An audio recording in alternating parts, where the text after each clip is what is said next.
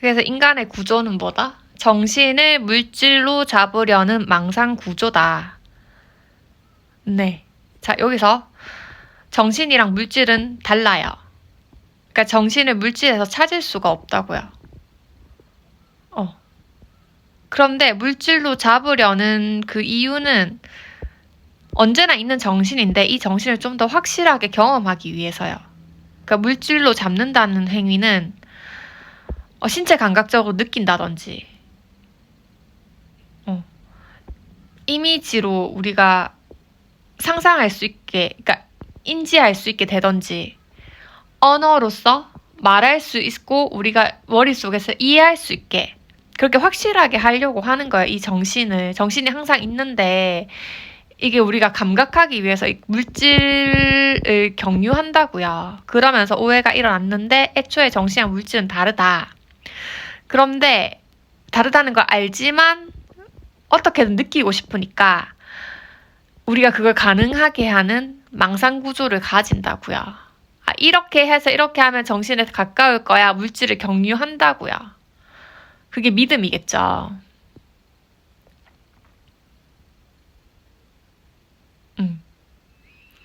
어쨌거나 이게 인간의 구조인데 지금 이 구조 틀을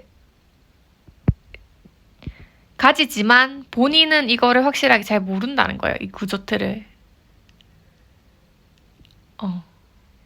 정신을 물질에서 찾을 수 없는데 정신을 물질에서 찾을 수 있다는 믿음을 가지고 정신을 물질에서 계속 찾으려고 하는 행위를 반복하고 있다고요. 이 사람이. 그런 사람이죠. 자, 그러면 말했잖아요. 누구든 정신을 물질에서 구한다고요. 근데 지금 제 설명을 들은 여러분은 이걸 이제 알아요. 정신을 물질에서 찾을 수 없다는 걸 아는 사람들이야. 그런데 앞으로 라캉의 책에 나올 사람들은 정신을 물질에서 찾을 수 없다는 걸 모르는 사람들인 거예요. 아시겠죠? 그러면 이 사람이 되도 않는 걸 되게 만들기 위해서 얼마나 코믹쇼를 펼치는지 볼 거라고요. 아시겠죠? 그래서 우리가 한 번 더 복습을 하면 똑같은 얘기긴 해요. 똑같은 얘기인데 이게 우리가 너무 하고 있기 때문에 잘 인식하기 어려워요.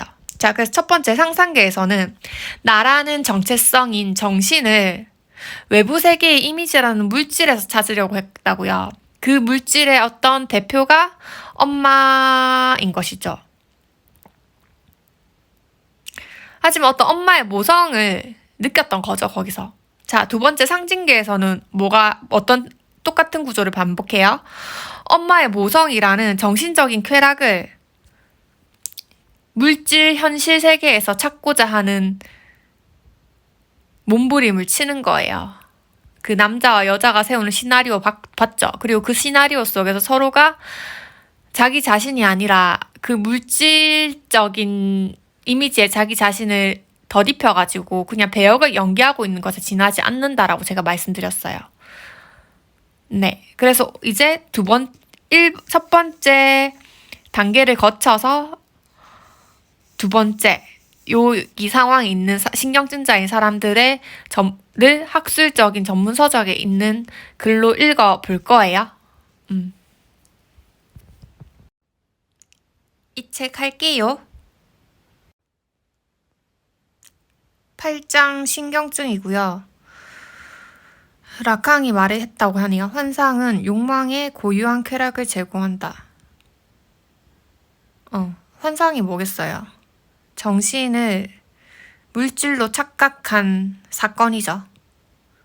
그래서 정신을 물질로 착각한 사건이 있고, 욕망은 정신을 다시 그 물질에서 찾을 수 있다라는 믿음이겠죠.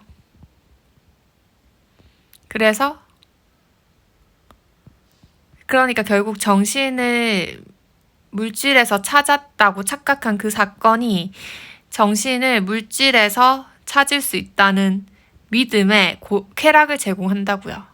이렇게 관계가 맺어진다고요.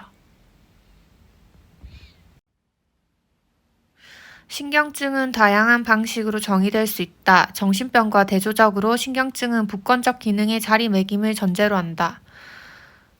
부권적 기능은 아빠와 관련된 것이라고 쉽게 이해할 수는 있어요. 그게 근데 아빠라는 건 아니에요. 아시겠죠? 따라서 신경증자는 이미 언어의 기본 구조를 습득한 자이며 확실성보다는 의심에 지배받는 자이다. 충동들이 제한 없이 행위하는 경우가 정신병이라며 신경증은 충동이 상당 부분 금지된 경우로서 직접적인 성적 접촉보다는 환상을 통해 쾌락에 도달하려는 성향이 강하다. 그리고 신경증은 정신병의 폐제와는 반대로 억압의 구조를 갖기 때문에 억압된 것이 내부로부터 말하자면 프로이트가 얘기한 말실수, 실수 행위, 증상의 형태로 반드시 되돌아온다. 신경증의 특징은 이뿐만이 아니다. 도착증과 비교하자면 신경증은 성감대 중에서 성기대가 우위를 차지하는 경우로서 주의상스를 가져다 주는 것에 대해 일정 정도 불확실한 상태로 남아있기 때문에 그것이 무엇인지 안다고 해도 실제로 추구하는 데는 상당한 어려움을 느낀다. 또한 신경증은 도착증과 달리 타자의 주의상스의 원인이 되기를 거부한다. 신경증을 규정하는 근본적인 메커니즘은 억압이다. 정신병자가 일반인이 꺼리는 외설적인 감정이나 행동을 스스럼 없이 드러낸다면 신경증자는 억압을 통해 그런 것들을 다른 사람에게뿐 아니라 자신에게도 감추어 버린다. 프로이트에 따르면 억압은 한때 마음속에 스쳤던 지각이나 사고의 기록을 따로 분리해내는 것이다. 따라서 폐제와 달리 억압은 지각이나 사고를 완전히 지워버리지 않는다. 라캉은 억압된 것은 감각이나 감정이 아니라 그 감각이나 감정에 부착된 관념이라고 지적했다. 요컨대 무의식은 감정이 아닌 관념들로 구성된다는 뜻이다. 관념들은 또한 말이나 기표를 통해서만 표출될 수 있다. 일반적으로 감정과 생각은 처음에 결합된 형태로 있지만 억압이 일어나면 서로 분리되어 생각이 의식으로부터 밀려나게 된다. 이것이 바로 환자들이 원인도 모른 채 불안에 떨거나 우울증에 빠지거나 죄의식으로 가득 차 있는 경우이다.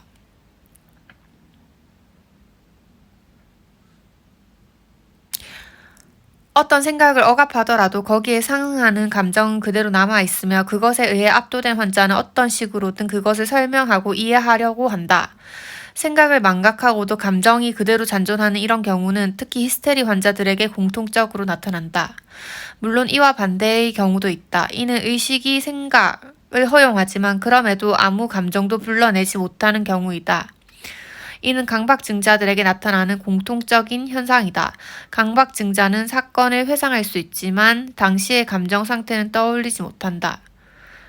여기서 신경증자들은 억압된 사람들이라고 했고 그 억압에 의해서 생각과 감정이 분리가 되는데 그 억압이 완전히 일어나지는 않는다고 했잖아요. 억압되기는 하지만. 그래서 어떤 사람은 감정이 있는데 그 감정을 설명할 어떤 생각이 억압되었기 때문에 이 감정의 원인을 찾아서 계속 고통받는 사람이 히스테리 환자이고요. 신경증자 중에서 히스테리 증자고 이와 다르게 감정이 억압된 거죠. 생각은 나지만 어떤 그 감정이 불러일으켜지지 않는 사람을 강박증자라고 합니다. 억압된 것의 회귀, 즉 억압된 게 다시 그렇게 완전히 억압되지 않고 되돌아온다는 거예요. 흔적이 남아있다는 거죠. 그래서 그 흔적들을 통해서 우리가 신경증에 속한 이 심층 구조들을 살펴보도록 하자는 거예요. 아까 말씀드렸듯이 신경증 아래에는 히스테리와 강박증의 두 가지 구조를 가집니다. 두 종류의 구조로 라캉은 봤어요. 그러니까 생각이 억압되느냐, 감정이 억압되느냐.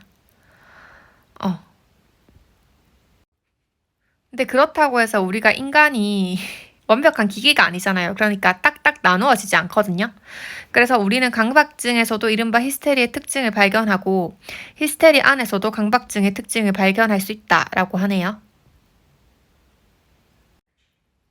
그래서 그렇게 불확실한 것들이지만 사람이니까요. 사람이 어떻게 기계처럼 딱딱딱딱 메커니즘을 정확하게 잘라서 구분할 수 있겠어요. 하지만 최대한 한번 이론적으로 구조적 정의들을 세워보았다는 거죠, 라캉이. 이제 그거를 살펴볼게요. 가장 간단한 예를 들자면 아이가 엄마 젖을 먹고 자란 경우에 엄마의 젖가슴은 아이가 만족을 얻는 최초의 근원이다. 그림 8-1에서 우리는 아이를 왼쪽 원안에 위치시킬 수 있으며 아이의 타자인 엄마는 오른쪽 원안에 위치시킬 수 있다. 그리고 양자 사이에 교차된 부분에는 젖가슴을 위치시킬 수 있다. 그림 보여드릴게요. 바로 이 그림이거든요. 여기 주체가 아기고 타자가 엄마라면 A가 젖가슴인데 이 보세요. 이렇게 겹친다는 거예요. 우리가 아까 아이가 나를 세 개랑 동일시한다고 했잖아요. 그러니까 젖가슴이 엄마 건데 아이는 자기 것처럼 이렇게 겹치게 생각을 할 수 있다니까. 꼭 그렇게 생각하지 마시고 지금 엄마랑 아이가 확실하게 갈라서지가 않았잖아요. 이렇게 공통 부분이 생긴다고요. 이렇게 관계를 맺는다는 거죠. 자, 이 부분을 봅시다. 아이는 엄마의 젖가슴을 자기 자신과 분리된 것으로 인식하지 못하고 자신의 일부분이라 생각한다. 아이는 모든 것을 연속적인 것으로 경험하게 된다. 분리가 되지 않는다는 거죠. 하지만 일단 유아가 자신을 엄마로부터 분리된 것으로 인식하기 시작하면 인식할 수밖에 없죠. 원래 분리된 거니까. 젖가슴은 예전과 똑같은 방식으로 소요되지 않는다.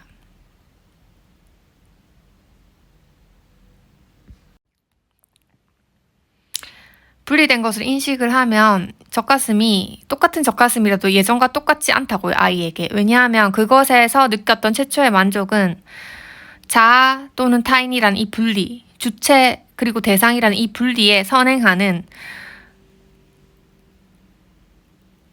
연속적인 것으로 느꼈던 그 원초적인 시간 속에 속해 있기 때문이다. 이게 제가 말하는 강물은 한번 흘러간 강물은 그 순간이 지나면 다시는 우리가 돌아갈 수 없다라는 거예요. 근데 우린 돌아가고 싶죠. 그런 얘기입니다. 그래서 분리가 진행되는 동안 아이는 젖가슴을 타인에게 빼앗기는 것으로 따라서 상실되는 것으로 체험을 한대요. 즉 아이가 분리에 의해 상실한 것은 엄마가 아니라 이전에 엄청난 쾌락을 제공했던 성적인 대상이다. 즉 정신적인 거라는 거죠. 그런데 아이는 이 상실을 순순히 받아들이진 않는다.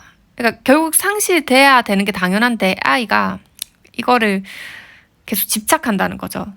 아이는 그것에 대해 어떤 식으로든 보상받으려 한다. 이게 신경증자들인 거죠. 자, 강박증자는 욕망의 원인인 젖가슴을 자신의 것으로 구성하는 환상, 이게 즉 망상 구조죠. 정신을 물질로 잡으려는 망상 구조가 이제 시작되는 거예요. 환상을 통해 분리를 극복하고 그것에 대해 보상받으려 한다. 그 환상이 뭐야? 젖가슴이 자신의 것으로 생각하는 거예요. 그 젖가슴은 엄마의 진짜 젖가슴이 아니에요. 그 엄마의 젖가슴을 통해서 느꼈던 정신적인 쾌락이에요. 그래서 얘가 강박증자가 어떻게 환상을 구성하는지 봅시다. 이 그림과 같은 환상을 구성합니다. 즉 강박증자의 환상은 엄마나 자신의 성적 파트너인 여성과 이 젖가슴이 관련이 있는 것이 아니라 자기 거라고 생각해요.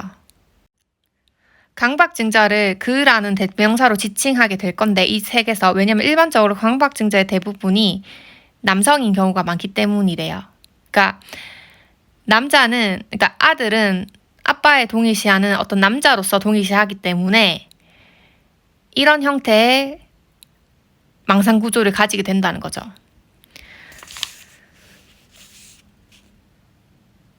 그래서 강박증자는 대상을 자기 자신의 것으로 간주하며 타자의 욕망과 그 존재를 인정하지 않습니다. 강박증자가 이렇게 타자를 무화시키고 중화시키려고 애쓴다는 점.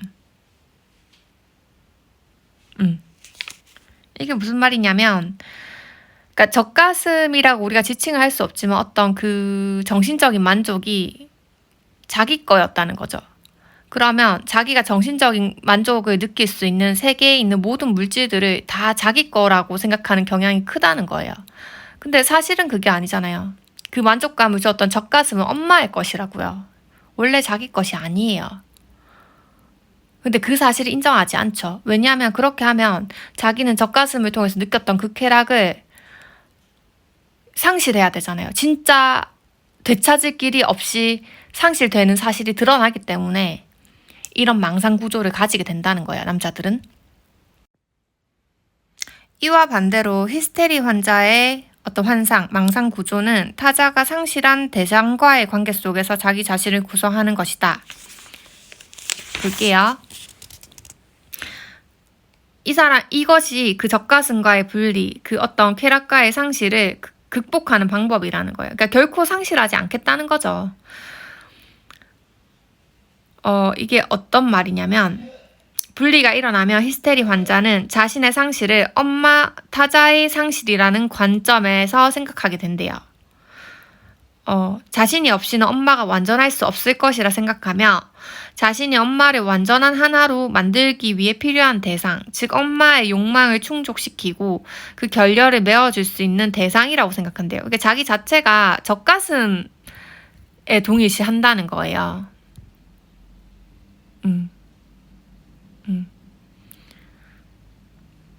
그리고 이 히스테리 환자에는 앞으로 이제 이 책에서 그녀라고 말할 건데 그것은 대부분의 히스테리 환자들이 여성이기 때문이래요.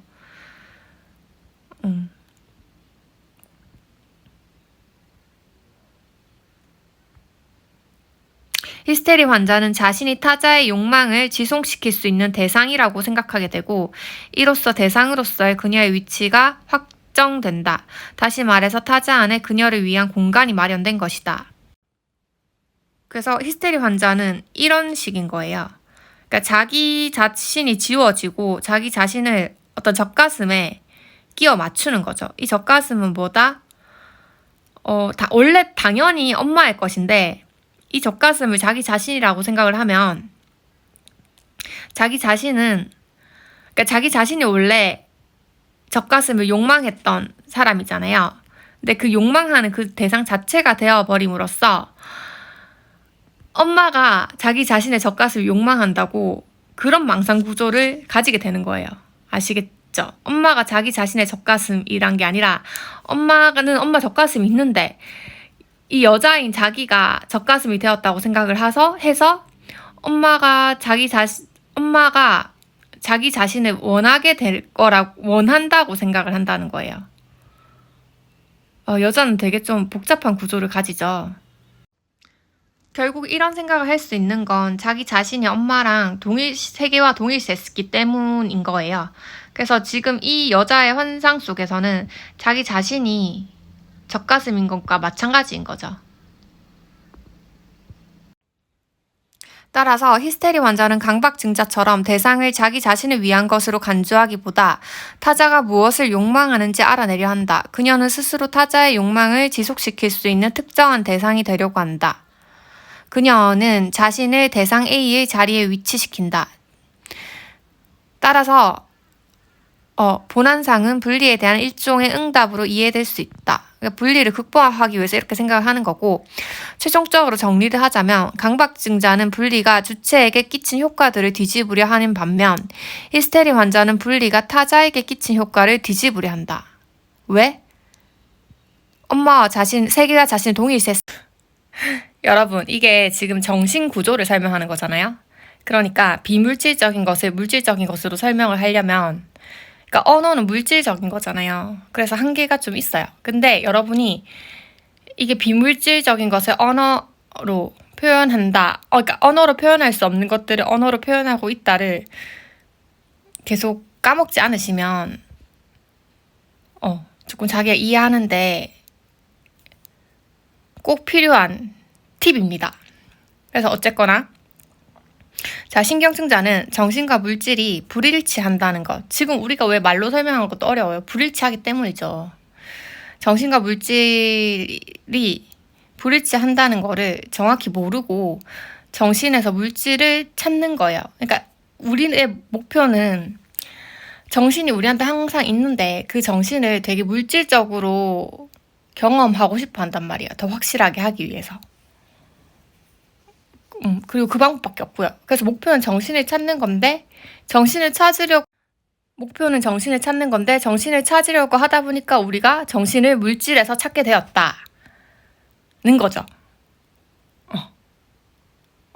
그런 얘기들인데 근데 우리의 대전제부터 틀렸다는 거죠. 정신이랑 물질은 기본적으로 불일치한다는 사실을 우리는 몰랐던 거야, 그때. 태어나서 정신이 없으니까 어떻게 알겠냐고요. 그 신경증자들은 뭐다? 정신이랑 물질이 불일치한다는 것을 정확히 모르고 정신을 찾는데 정신을 물질에서 찾게 되었다는 거죠. 자, 그 상상계에서는 어떤 사건이 일어났어. 그러니까 그렇게 착각하게 되는, 처음에 착각이 일어났다고. 정신을 물질에서 찾을 수 있구나라고 망상을 시작한 거지. 왜냐면 내가 보는 세계 속에서 내가 분리가 안 됐던 거예요. 그 이미지의 세계 속에서. 그래서 그러니까 나라는 정신이랑 이 물질 세계랑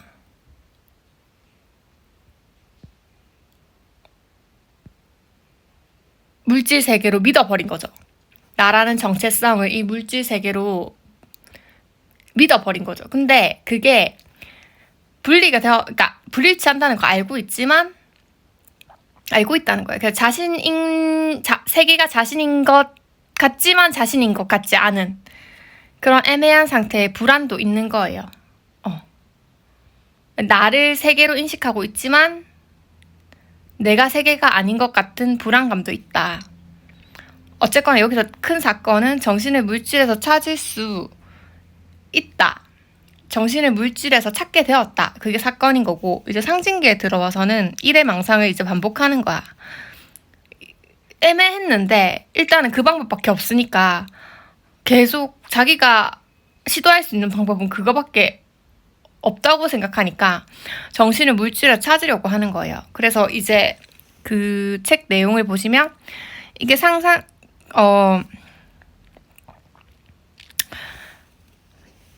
그러니까 아기 스스로의 어떤 정체성을 세워야 되는데 이걸 못했잖아요. 우리가 항공샷을 찍을 수가 없었다고. 그래서 아기는 자기의 정체성을 요렇게 세 개로 인식했다는 거죠. 세 항이 아니라 세 개. 이런 물질 세계로 인식을 했다는 거야. 그리고 이게 연속적이라는 거죠. 자, 아기고 엄마고 이제 엄마의 젖가슴인 거예요. 그래서 애는 어디에 강하게 자기 정체성을 투영하냐면 이 젖가슴에 투영한다는 거예요.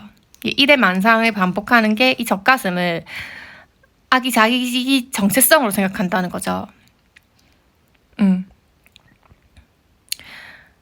근데 이 젖가슴이 꼭 어떤 물질이잖아요. 젖가슴 하면. 그 젖가슴을 통해서 자기가 느꼈던 어떤 만족감들 있잖아요. 그런 게 어떤 정서적 쾌락인 거죠. 그것이 자신이라고 생각을 하는 거지. 근데 그 정서적 만족감이 구현이 물질으로 어렵잖아요. 그래서 그거랑 관련 있는 대상인 젖가슴과 엄마까지 이렇게 쑥 한꺼번에 연속적인 덩어리로서 자기 자신을 인식하고 있었다. 그런데 상징계에 들어오니까 엄마는 아빠 거라고 얘기를 하는 거예요.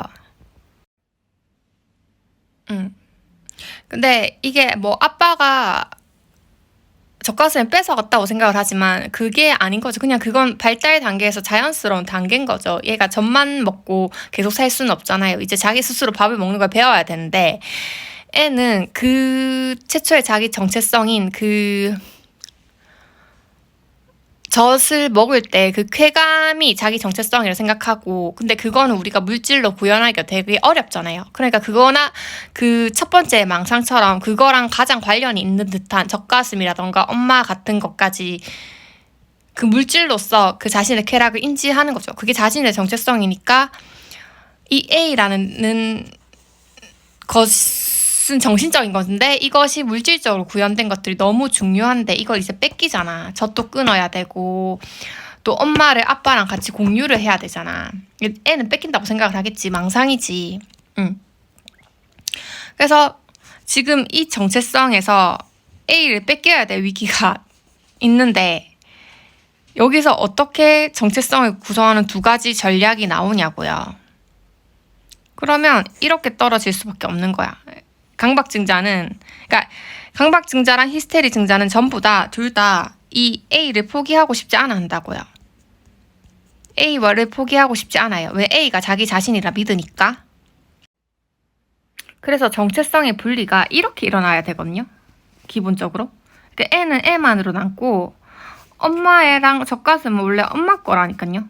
그러니까 이렇게 분리가 돼야 정상인데 사람이 이 A를 포기를 못해서 이런 식의 분리 방법을 채택하게 된다는 거예요. 아시겠죠?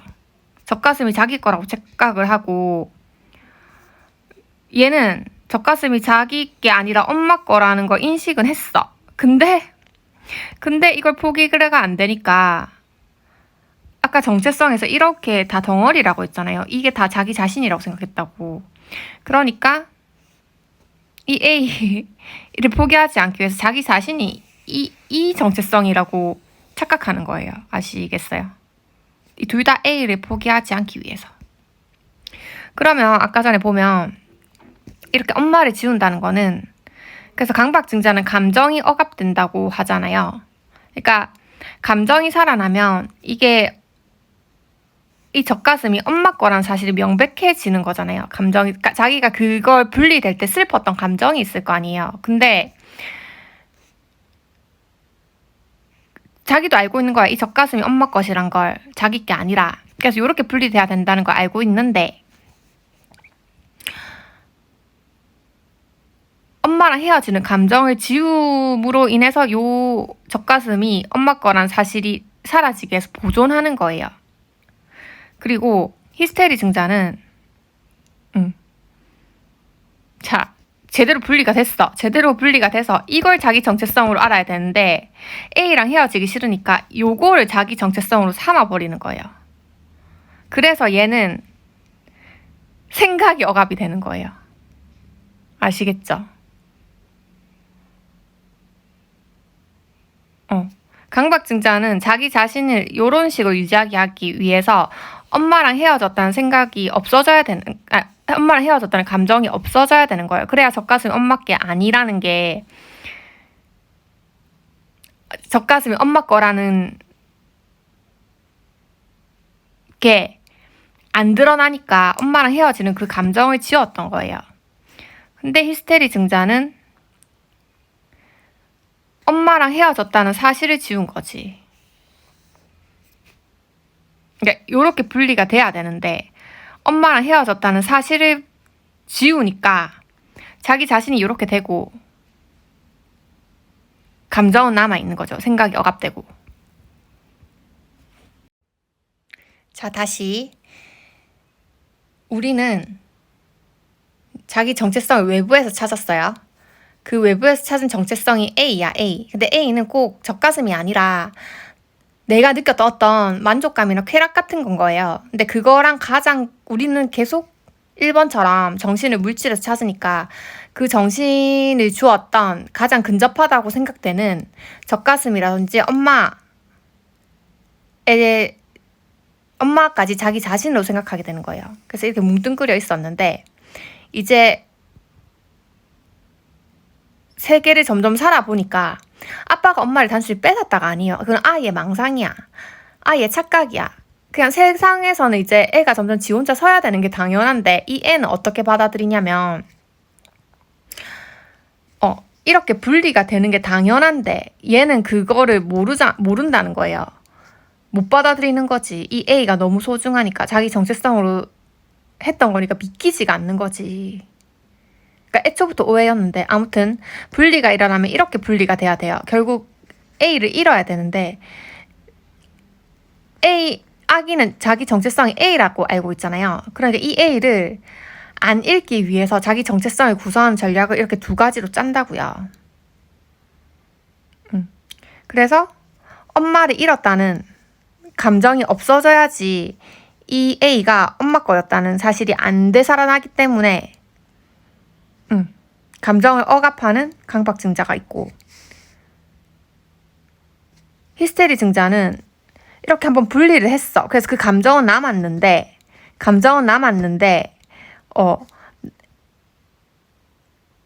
생각을 억압한 거지. 자기 정체성을 이렇게 뒤집어 씌우는 내가 내 자신을 그러니까 분리됐다는 생각을 버리는 거지. 그래서 이런 식으로 정체성이 구성된다고요. 자기 정체성이 A를 포함하기 위해서. 그러면 강박증자는 자기 위주가 되겠죠. 남자들이 그런 특성을 많이 보이고 여자들은 보면 타인 위주가 되죠. 그렇습니다. 그래서 원래는 이렇게 분리가 돼야 되잖아요. 그러니까 아기는 요렇게 남아야 되죠. 요렇게. 근데 요렇게 남으면 자기가 좀 불안전한 것 같고 헛헛하니까 이 자리를 스스로 제가 아기 메이드라고 했거든요. 아기가 직접 뭔가 만들어낸 것으로 아기 자신이 만들어낸 것으로 스스로를 채워야 되는데 우리는 애초에 이 A라는 외부 이미지를 상상계에서처럼 자기 정체성이라고 생각을 했기 때문에 얘한테 집착을 하고 있는 거잖아요.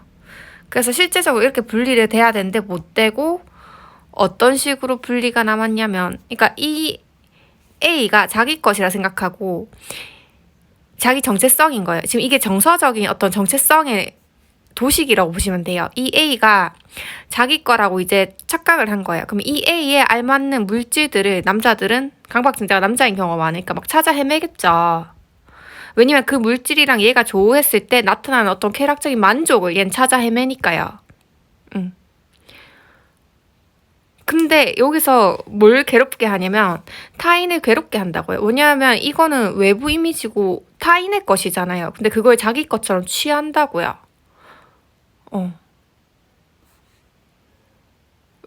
그러면서 타인의 감정들을 억압하죠. 타인이 느낄 고통이라던가 아니면 자기가 이걸 뺏었으니까 느끼는 어떤 죄책감들이라던가 그런 감정들을 억압한다고요. 왜? 이 A를 통한 만족을 느끼기 위해서. 그러니까 외부 이미지에서 어떤 물질로 취해야 자기의 만족을 느낄 수 있으니까요. 이렇게 구조가 잡혔다고요. A가 자기 걸로 생각해서. 자신의 일부라고 생각한 거죠. 그럼 여자는 어때요? 히스테리 증상 여자가 많잖아요. 아기를 날렸죠. 자기 자신을 날렸죠. 이런 생각을 억압한 거예요. 그래서 감정에만 집중한 거죠. 그러니까 자기의 정체성이 진짜 외부 이미지 전체로 넘어간 거예요. 넘어간 거. 자기 자신이 없어졌다고요. 억압됐다고요. 자기 자신을 요렇게 완전한 외부 이미지로 생각해요. 여자는.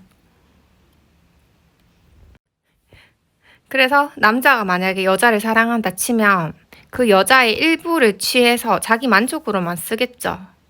그 여자가 이렇게 일부러 취해지는 것에 대해서 그 여자가 괴로워한다던가 자기가 이게 남의 것을 뺏어온다라던가 죄책감 없이 요런 생각이 갇히겠죠.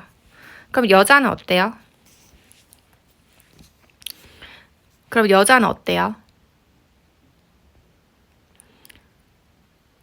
여자는 완전 자기 자신이 아니 완전 외부의 타인을 자신인 것처럼 대하겠죠. 그러니까 희생적이고 모든 걸 다 주겠죠. 하지만 결국엔 발견하게 되겠죠. 그게 자기 자신이 아니었다는 걸. 왜 헌신적인 엄마들 많잖아요. 헌신적인 아버지보다 헌신적인 어머니들이 훨씬 많잖아요. 그런데 나중에는 내가 헛일 했다 생각하는 거죠. 요런 구조에서 그런 게 가능할 거라고 봐져요.